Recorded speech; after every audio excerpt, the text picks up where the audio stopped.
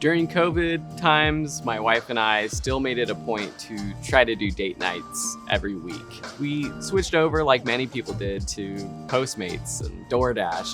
Typically, we would bounce around from Mexican to Mediterranean to Chinese to Thai to sushi, and then repeat that cycle. But there was this 1 4-week period where every Saturday night we looked at each other and said, ramen. Ramen is something that I had eaten before, but never truly discovered. Trying real ramen from ramen shops in the area inspired me to want to learn more about it and ultimately learn how to make it myself. Okay, 1-minute ramen history lesson. Ramen is actually a Japanese adaptation of Chinese wheat noodles. Depending on who you ask, it was first introduced to Japan somewhere between the 1660s and the early 20th century. After World War II, the US flooded Japan with cheap wheat flour due to extreme food shortages, and ramen became a staple of black market food vendors. I read it on Wikipedia. In 1958, instant noodles were invented by Momofuku Ando, according to a Japanese poll, the greatest invention of the 20th century.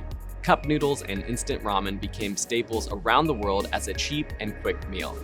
Ramen shops in Japan exploded and ultimately was popularized around the globe, not just in instant cups, but in ramen shops featuring the classics such as shio, shoyu, miso, and tonkatsu. Let me be absolutely clear, I am by no means an expert in ramen or food in general. On a scale from 0 to 10, I'm closer to being a cup noodles expert than anything.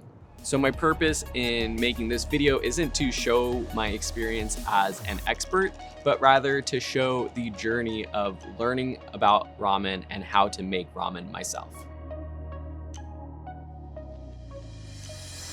To initiate my ramen journey, I called up my cousin Willy. Willy is really into cooking food, trying food, experimenting, and he's a self-appointed 8 on my 0 to 10 expert ramen scale. Hey. Hey, Phil, how's it going? You texted me that ramen is your favorite food. So why do you love ramen so much?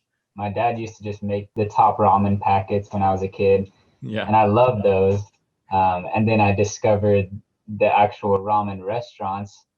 And after that, I was like, it's just so good. And there's so many different varieties. What makes it better at one shop compared to another? Usually it just comes down to the broth. And so that's where everything is. And if the broth isn't good, you can kind of just taste it in everything else.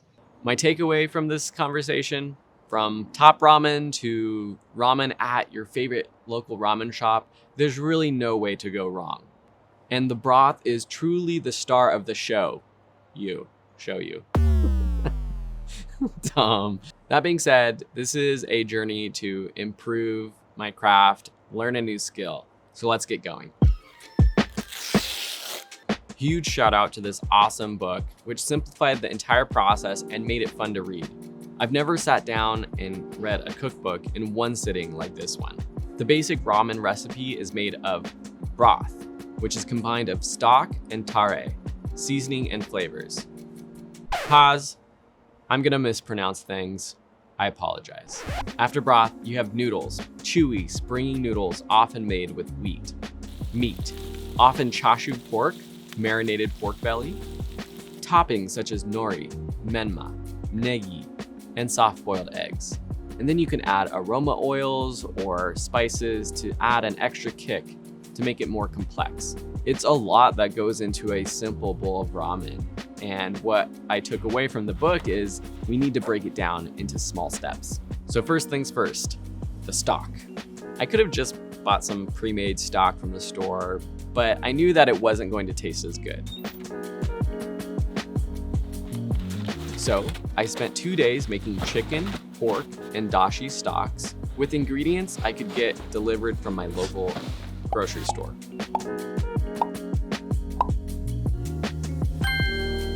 Unfortunately, this meant no chicken feet.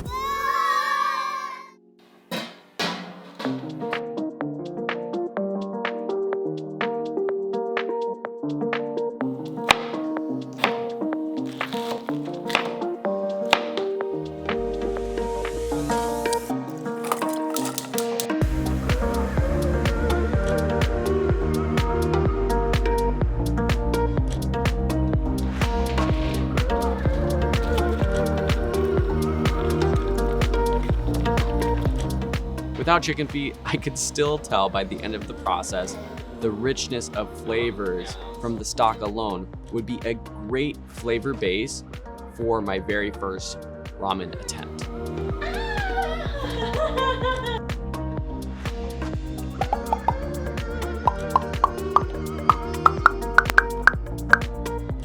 Speaking of attempts, let's talk chashu.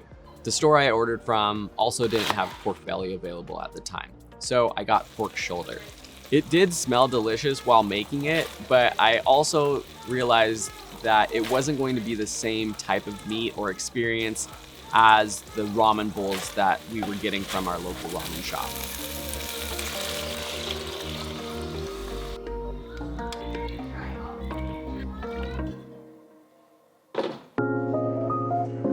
So I prepped the shoyu tare, the soy sauce based ramen.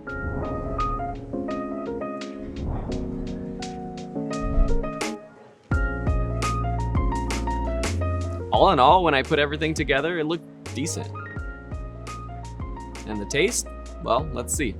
Been a long day, got the kids down. I'm getting everything ready, put together for our first bowl of homemade ramen. Got the broth going here. We've got some water going in the back to heat up the noodles. And then got a skillet here heating up for the meat that we're gonna just grill really quickly before putting it all together. I'm ready for this. It's been a couple days of a lot of work and I'm so excited to eat.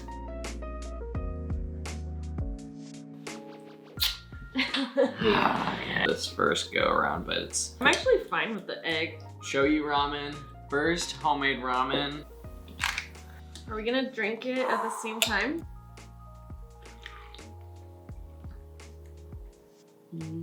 That's good. It's like, it makes me feel like warm and cozy. I mean, isn't that what soup's I feel like when it first hits my tongue, it's not like bam, but then like it subtly builds. Yeah. This tastes pretty good. We're gonna enjoy the rest of this bowl without awkward people watching us. Love you. With a fridge stocked full of stock and other ramen ingredients, we ate ramen every day for the next several days. We tried the different broth bases, shio, which was definitely more interesting than I had guessed it would be. Yummy? It goes with the chopstick. Look at. Like what? The meat? No, it's the pork. It's the same as yesterday. You're running low. Can you say ramen? Ramen. Good job. Miso, which is typically what I order from ramen shops, and quickly became my favorite.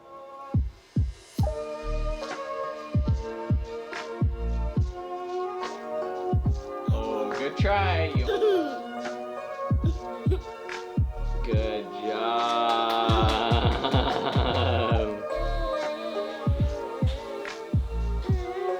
Ramen. I made a broth with the leftover chashu marinade, which was the most complex and delicious one yet. This one's like seriously my favorite one so far. I tried my hand at making soft-boiled eggs, a failure in my first attempt, but one that I solved in my second. It was fun to have all the ingredients prepped and ready to go in our kitchen, and it was a go-to staple for a few weeks.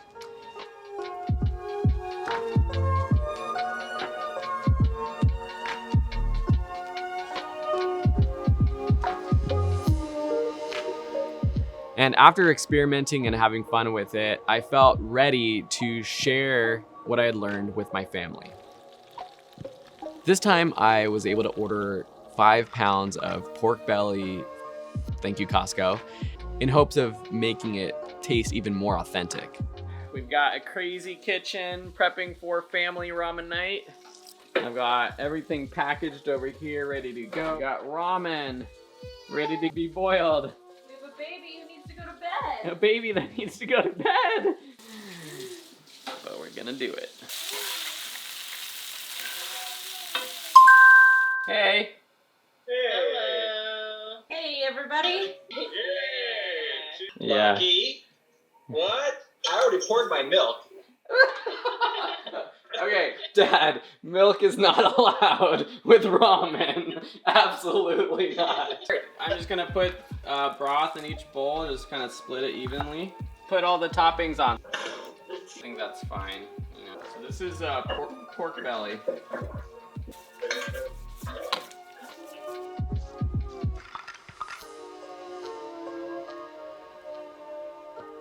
Cheers. Cheers, everybody. What is it? Kanpai.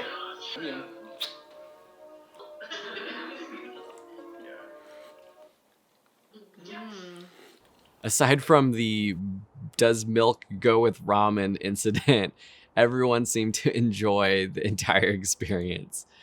They seemed to like the ramen I had made, and more importantly, I hope it inspired them to try more local ramen shops. Speaking of, today I'm craving ramen, but it's actually been a few months since that ramen night. And to be completely honest, after a couple weeks of trying ramen every day, we got tired of it. So we couldn't eat ramen for a few weeks, but today I'm craving it. And so I think the best way to wrap up this video is with the memory of how my ramen tasted. There's a new ramen shop that opened up. So it's been getting really good reviews, so I want to try it out.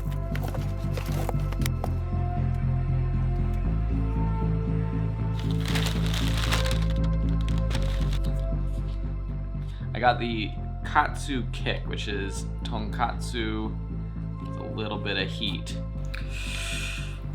Okay, pay some respects to the broth.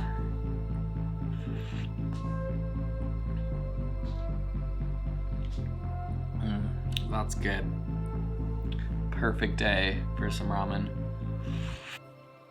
I know I didn't get to it this video, but I have to figure out how to make tonkatsu.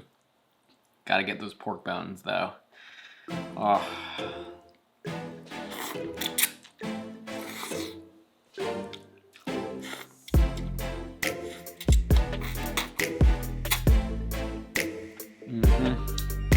Yeah. Were any of you a Cub Scout or a Girl Scout or Brownie as a kid? Remember those badges you would get for learning different skills? Archery, astronomy, first aid. That's kind of how I feel about learning to cook. By no means am I a master ramen maker, but I do feel like I have achieved my ramen merit badge. It's one more meal that I am confident that I can make and that it will taste good. And this journey has given me a better understanding of what ramen is, where it comes from, how to eat it properly, everything that goes into a bowl of ramen. And someday maybe we'll go to where it all began, in Japan. Next time on Phil Feeds Somebody. Phil in Japan. Coming up. Stay tuned.